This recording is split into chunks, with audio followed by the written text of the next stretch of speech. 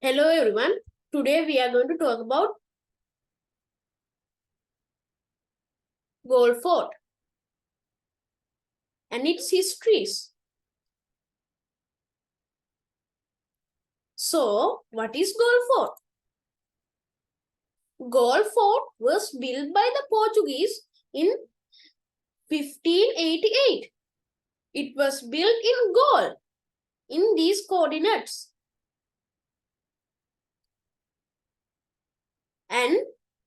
And after a few time, it was taken over by the Dutch. That happened in 1649. Galle Fort is more than 432 years old.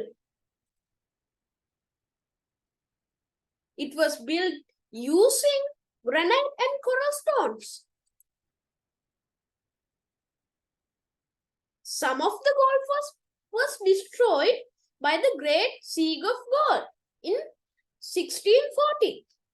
It was the war between Portuguese and Dutch. The Dutch captured the Galle Fort and reconstructed it.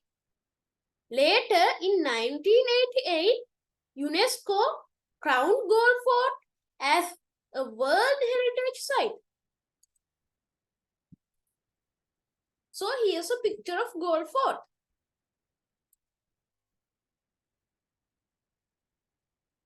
What is this? It's the Galle Lighthouse. The lighthouse was built by the British in 1848. It was the first lighthouse to be built in Sri Lanka. It is 24.4 meters high. That's 80 feet. And was constructed from cast iron plates imported from England.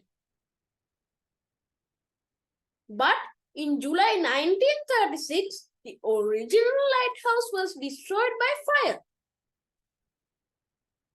Now, the current lighthouse is 26.5 millimeters high. It's about 87 feet.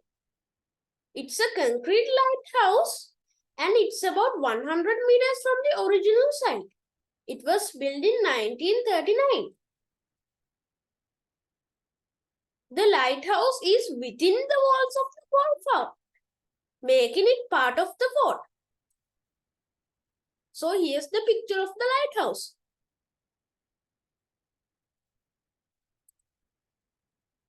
Now I'm going to show you some images. First, can you guess what this image is? Yes, it's the Great Siege of Galle.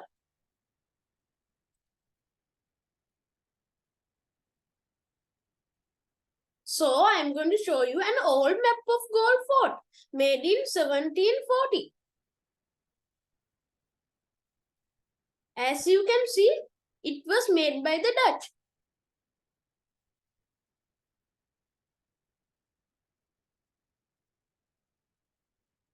Now, this is an image of the Portuguese capture in Sri Lanka. This is an image of British capture in Sri Lanka.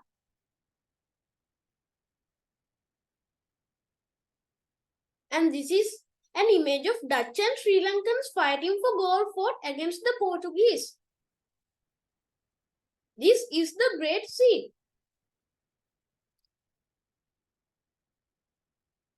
This is an image of Dutch capturing Sri Lanka.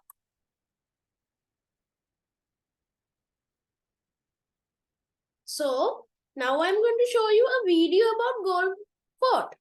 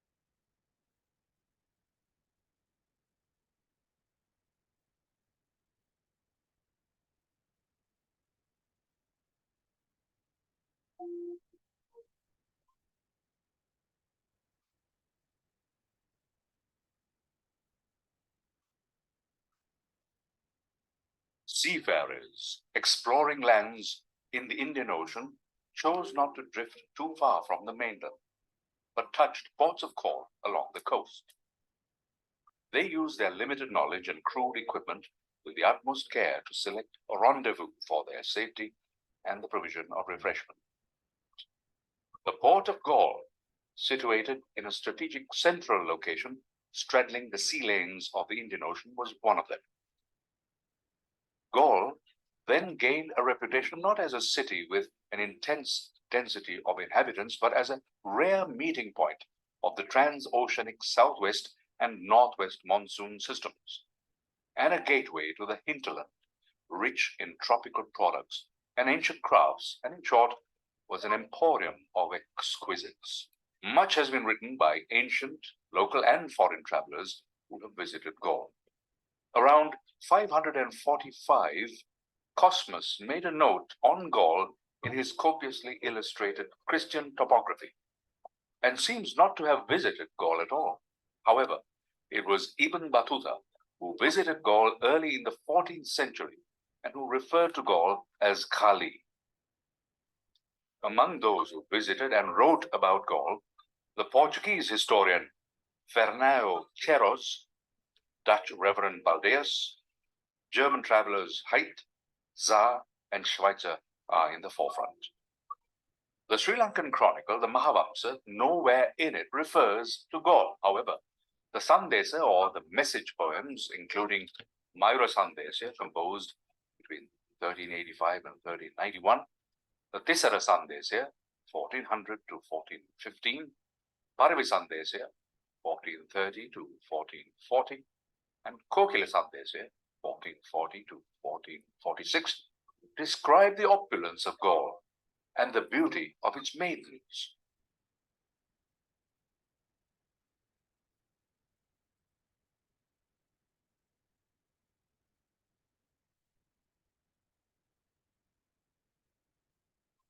The only archaeological evidence belonging to the 15th century discovered in Galle in 1911 is the trilingual inscription in Chinese, Arabic, and Tamil, and considered a significant piece of evidence for the antiquity of Galle.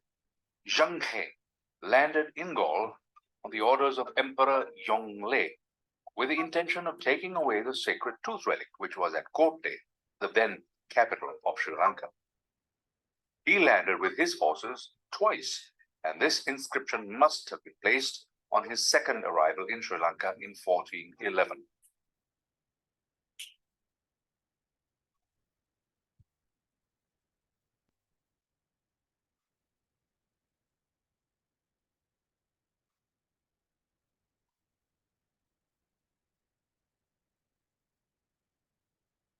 Lourenço de Almeida, son of Francisco de Almeida, the Portuguese viceroy in Goa, while chasing a Moorish fleet, lost his way and was driven away by adverse winds to the southwestern coast of Sri Lanka. The legend has it that one day, early morning, he heard a cock crowing and realized that there should be land nearby, and sailed toward that direction and landed in Galle in 1505. The municipal arms of Galle carries a figure of a cock on a rock, coinciding with this event in this legend. Later, in 1524, the Portuguese were highly attracted by the rock-bound promontory overlooking the natural harbor, considered a suitable site for the construction of a temporary fortress. The locals were quite aggressive, regarding the establishment of a foreign settlement on their soil as unwelcome, and attacked with the forces of King Rajasingha. The attempt was repulsed, and the consolidation of the fortress recommenced in 1588 after several decades of delay. However, it was limited to the area presently known as the Black Fort.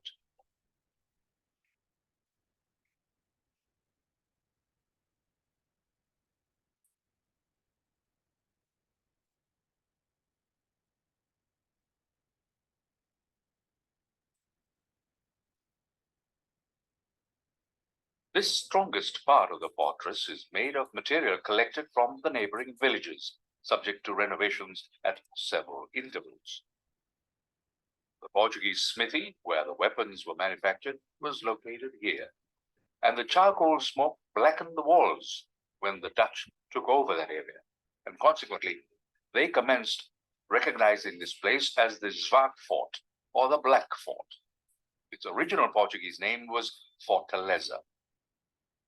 The Black Fort has features of a real Portuguese fortress, including tunnels, secret cubicles, masonry work constructed at different strategic points.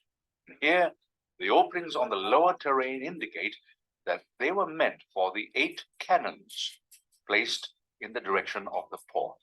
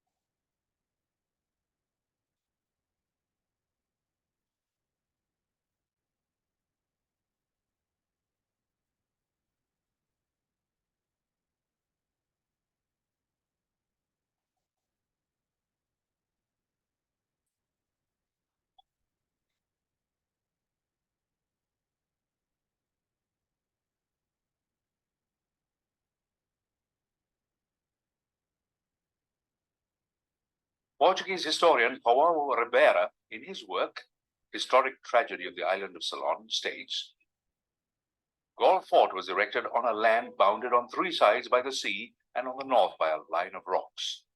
The fence, with pointed logs on the land side, provided protection to the harbor. Outside, the high ramparts with 3 bastions. On the land side, there was a moat which separated the promontory from the main land. The drawbridge on the south of the moat provided access to the fortress. The 2 bastions on the main rampart were named after Roman Catholic saints, São Iago, or St. James, St. Anthony, and another, Conceição. More protection from the land side was expected than from the seaside, as the Portuguese were then the masters of the sea. Any possible attack was only from native forces that could approach from the hinterland.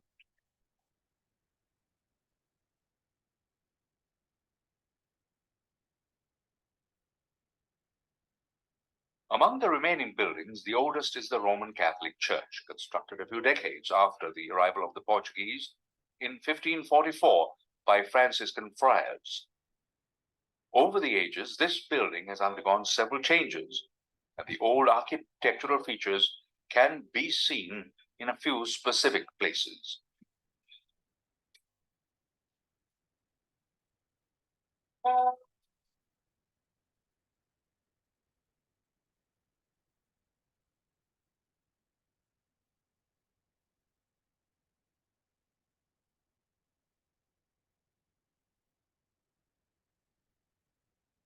On the 8th of March, 1640, 12 ships and a force consisting of 2,000 soldiers headed by Admiral Willem Jacobus Costa attacked Galle Fort and captured it from the Portuguese. The fort thus captured was strengthened by the Dutch by reconstructing ramparts, encircling an area of 90 acres.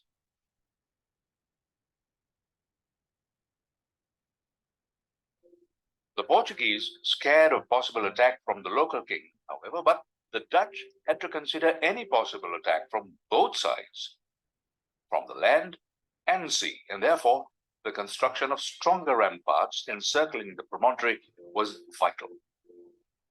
The total length of the new ramparts was 3 kilometers and consisted of 14 bastions, completed in 1683. The wall of the rampart was 50 to 70 feet in height from the ground level and 50 feet broad. Both side walls of the ramparts are constructed with granite, and the middle of them is filled with earth. The moat in front was broadened to a breadth of 30 feet, and later it was reclaimed and recently replaced by an international cricket ground.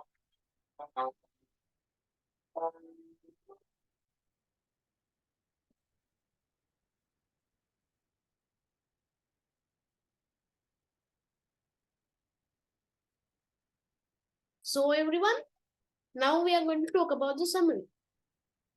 As we saw, Galle Fort was one of the most beautiful sites in Sri Lanka. So beautiful, it had been crowned as UNESCO World Heritage Site. Over the few centuries, Galle Fort was preserved very well. Even if the fort is very old, it is still in good shape, and we must also preserve it to our future generations. The Galle Fort is one of the main tourist attractions in Sri Lanka. This small fort, built by the Portuguese, became a very famous site in the world, and we must protect it. The end. Thank you.